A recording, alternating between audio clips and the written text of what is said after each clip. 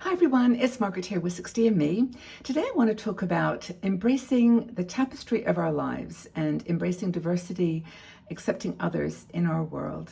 Now, if there is one word that I would use to describe the women in our 60 and Me community, and I've gotten to know a lot of you over the years, is that we're very empathic, very compassionate. I think part of that comes with being older, that you get some more perspective on life. You've been through a lot, you've met a lot of people, you've had a lot of circumstances that you've made decisions based on your own values and your own morals and experiences, your own experiences and traumas that you had in your life, and positive and negative situations influence the way that we engage with the world.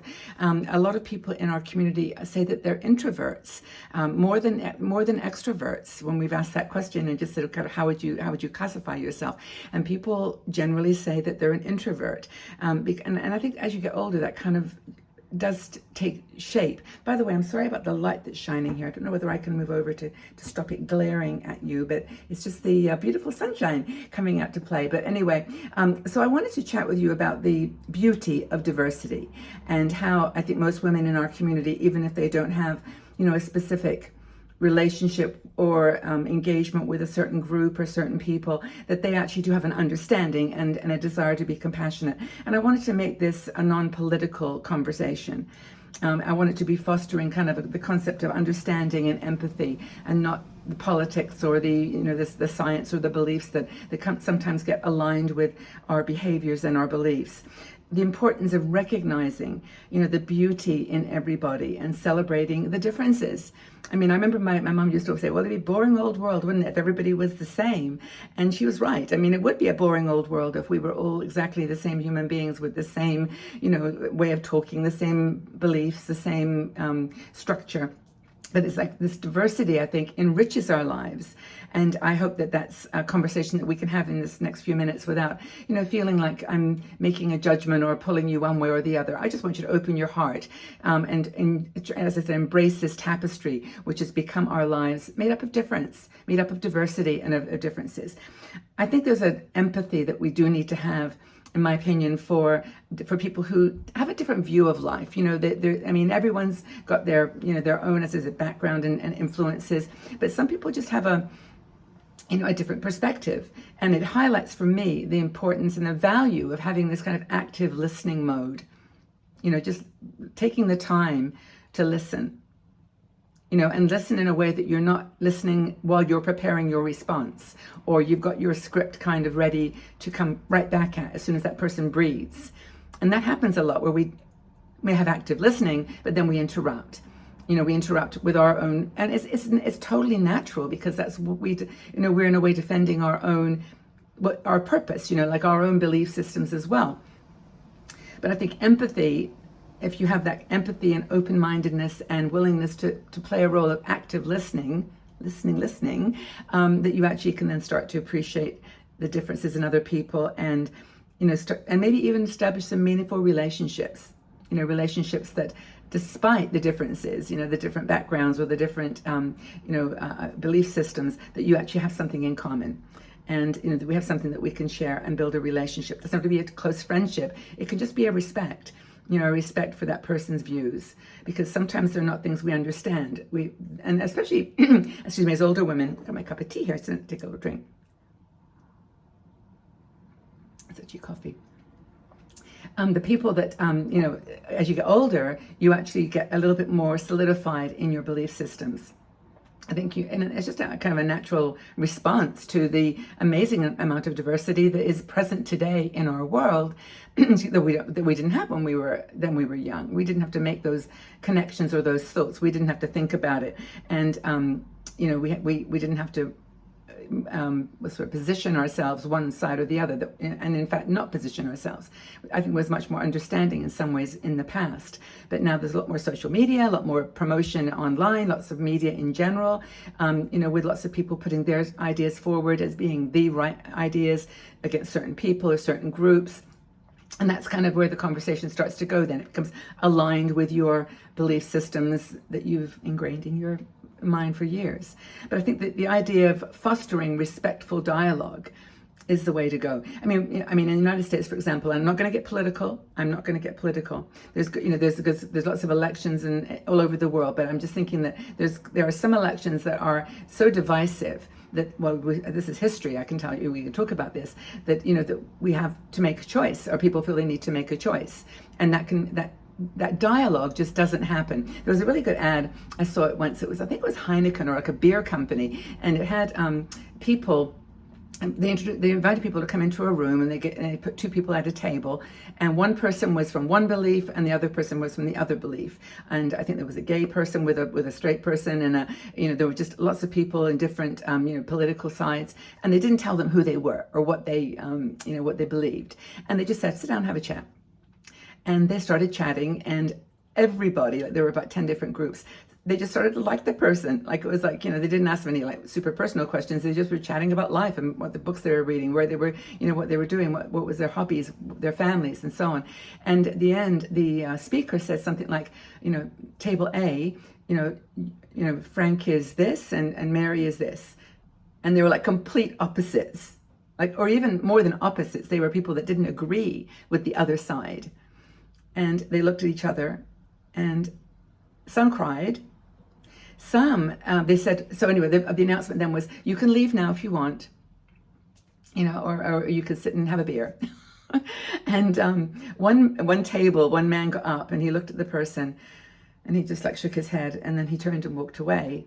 And then he turned back, he said, you're kidding, I'm kidding. And he came back and they had a really nice conversation. So this is kind of fostering respectful dialogue, I think, is the thing. It creates a space, an open space for understanding. And I think that's where we can find, some common ground. We may disagree on the means to get to the end, but we may agree 100% on the end, the goodness that we want in the world, or the education that we want for our children, or, we all agree on the end result, even if we don't necessarily agree on the steps. So, celebrating diversity, I think, is a really powerful opportunity, and accepting people, for just what they are. They're not trying to hurt anybody or necessarily influence anyone.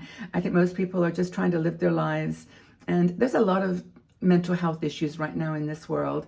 I'm on channels that you probably don't go on to, because 60ME is on everything that I can touch people, and on Instagram, for example, on Facebook, and TikTok.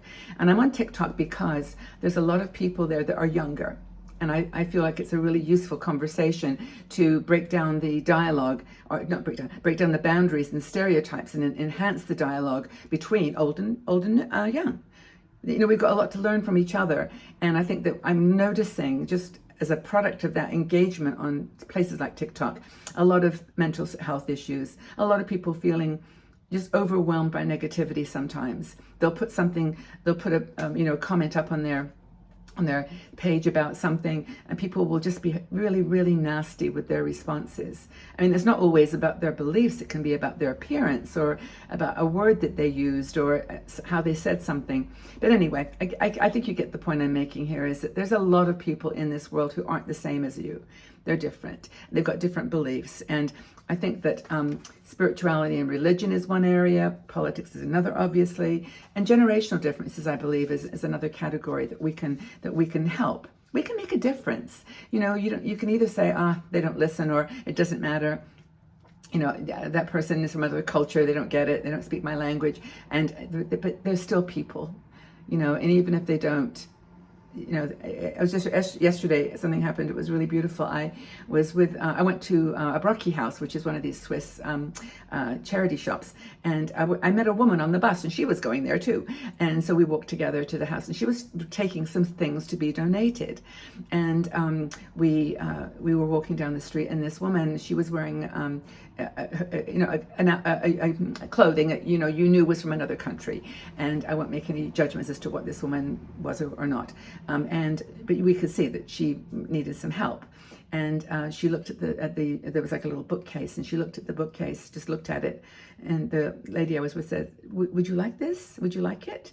And she just started crying, and I just imagined that she just didn't have any money to buy a little table, even from the charity shop, but that she was so overwhelmed by someone being kind to her, despite the fact that if we actually sat down and talked, we'd probably figure out that we didn't have a lot in common. But on the other hand, we were people, we were human beings. And I hope that's the way that this message is being received. I want to do my part to build a unified world and to bring together diverse groups of all kinds. So to bring people to a point of acceptance of each other and for open conversation and dialogue to happen with the gay community, with the LGBTQ plus community, with the people that have different religious beliefs, different generational realities, different priorities in their spirituality.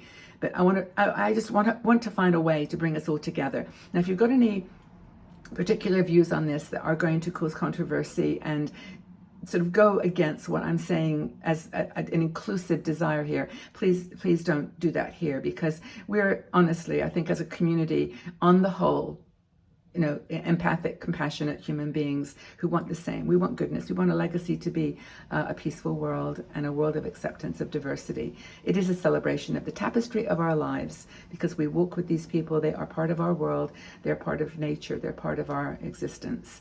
And anyway, I hope that you have some thoughts from this. I hope it brings you to either solidify your perspectives, which I totally respect, or to maybe open your hearts a little bit to other ideas, other points of view, other beliefs, other lifestyles. Take good care, everybody. Bit of a difficult conversation, this one, because I don't want to verge on the side of controversy at all. I just want to give us a chance to talk about diversity and inclusion and see where we can take the conversation in a positive way. Take good care, everybody. Lots of love.